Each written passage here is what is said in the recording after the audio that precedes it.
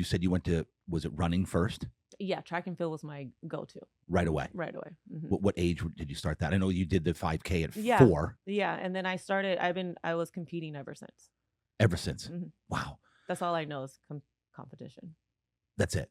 Okay, yeah. So you went right into there. But was your brother getting into sports as well? Not really. He was really good in basketball, but not really. He later on he's bipolar. He was bipolar schizophrenic.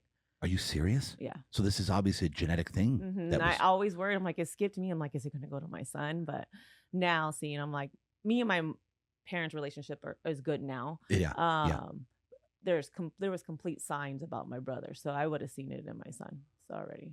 So your parents are my age, 54, 55, 56. Yeah. Mm-hmm. Wow. How about that? Yeah.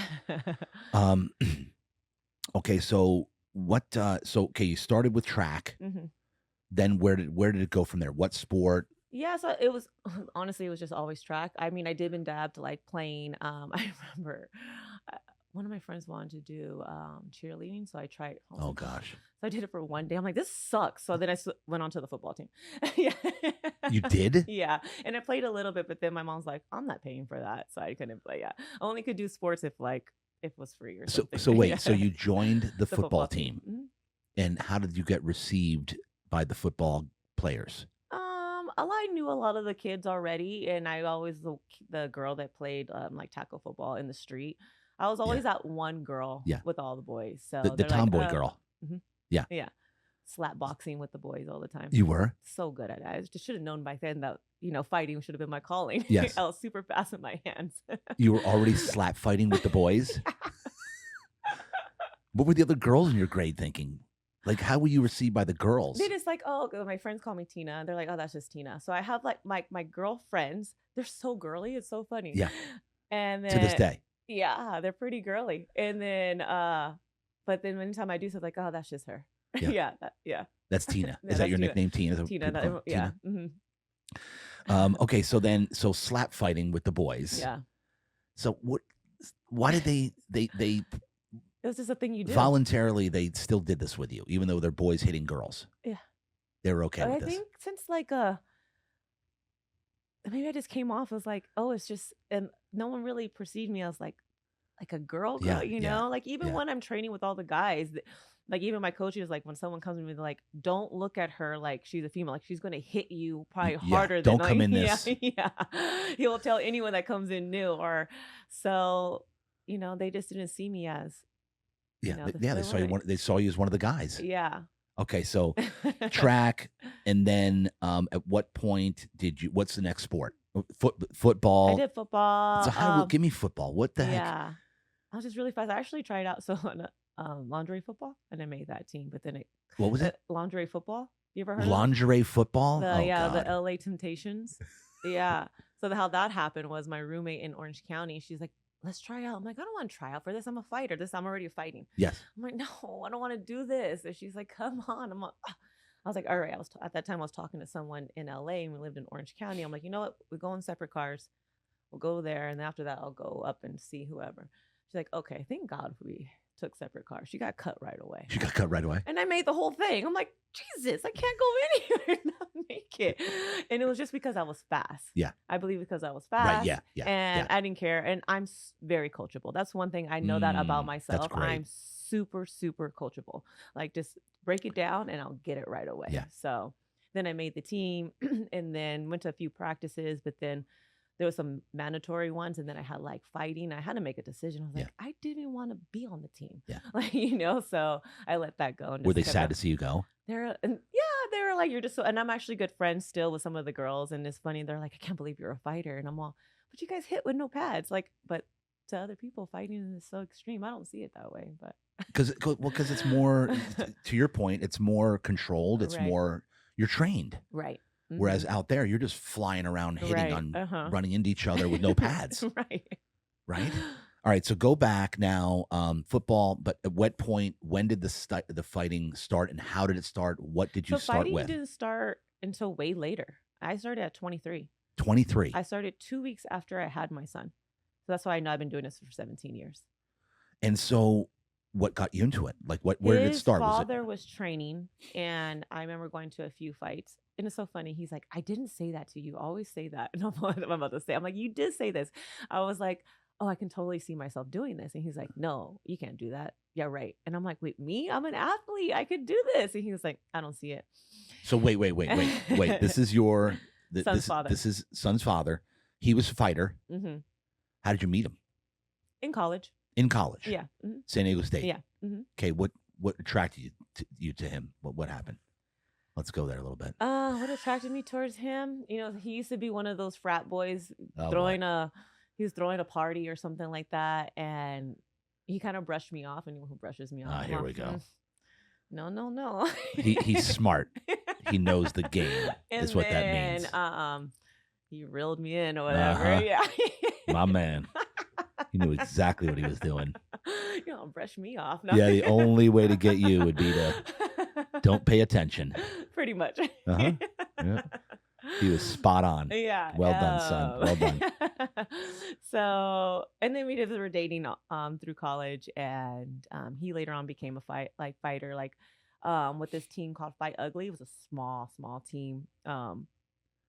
And I don't think I went to one of his fights, and then I got pregnant at the time, and then I was like, I can see myself doing this, and he's like, nah.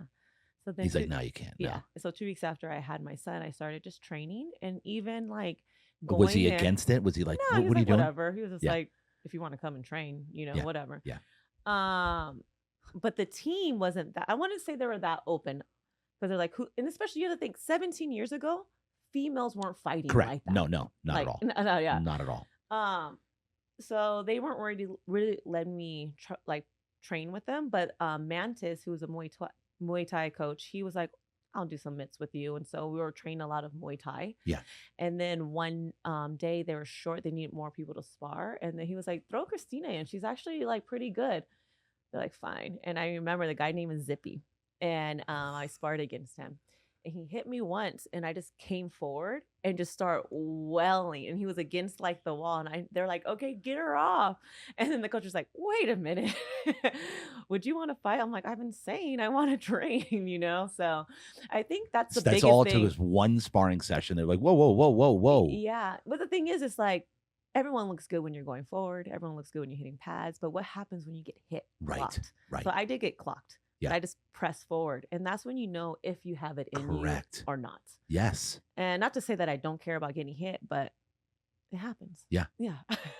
And that's what separates the actual fighters from the non-fighters. Right. Mm-hmm. What do you do when shit's not going right? Yeah. Yeah. I don't care how well you look like on pads. What do you do when you get hit? Exactly. Yeah. So as soon as that happened, he started wailing on the guy. Yeah. What was he doing? Was he like, whoa? Yeah, pretty much. And he was always like, Jake, you came out of nowhere. So then they said, do you want to fight? Yeah. So I did a couple of amateur like Muay Thai fights in the beginning over in Tijuana. How long did they then locked in with you? How long were you training before you actually got into the ring? 3 months. 3 months. Yeah. That fast? Yeah. Wow. Yeah. It was fast. Okay, so talking about the first one, you said Tijuana. So, yeah, I did a lot of Muay Thai ones, and I was winning that. And then finally, they were like... And so, give me the Muay Thai ones. What does that mean? It was just... You're wearing the small gloves. And we had, because it was shin pads. Shin yeah. pads. Mm-hmm. Okay, and then it's more of is there a point system? Or right? It's not where you're knocking each other out, right? No. It's more of a point thing. Okay. Right, so I did 2 of those. I won that. And then they're like, let's try MMA. I'm like, all right. And so, and it's funny because when I made the Ultimate Fighter show and I was fighting, DC was like, out of all the things I did, he was like, her first fight was in a strip club. And what? I'm like, yeah. What does that mean? Oh, God. So they built a cage in the middle of the strip club Hong Kong. So I tell people like, yeah, my first fight was in Hong Kong. They're like, oh, really? I'm all, not the Hong Kong you're thinking. This is in San Diego or Tijuana? Tijuana. Tijuana. Yeah, the strip club Hong Kong. Yeah. I know nothing about that. Oh, okay. Do you know? Yeah, you know. Tony knows. Tony knows. Okay. Tony, huh? Oh, yeah. You're from TJ. Well, there you go. I actually don't know, which is crazy Yeah, because I it's a definitely knew strip strip club. clubs in San Diego. Yeah, and they built a Allegedly. a cage in there, and that was my first MMA fight. So hold on.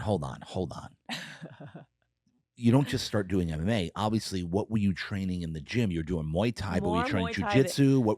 No, I was not training that much jiu-jitsu. I feel like the team, we were just like, it was like a bunch of people who wanted to fight. We built a team together. Just messing around. But we were just hitting hard. Like all of us are super tough. Or we're that technical?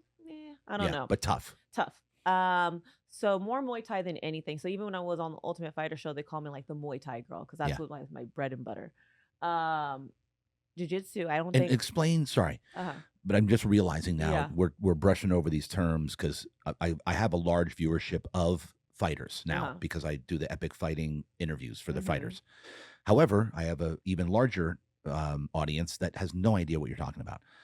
Even though I've had a lot of fighters on. Yeah. So Muay Thai. Explain Muay Thai boxing. What is the difference between that and normal boxing, jiu-jitsu? Yeah. Let's break that down. So I always tell people, think of boxing. So we can't go to the ground, but we can throw kicks and elbows.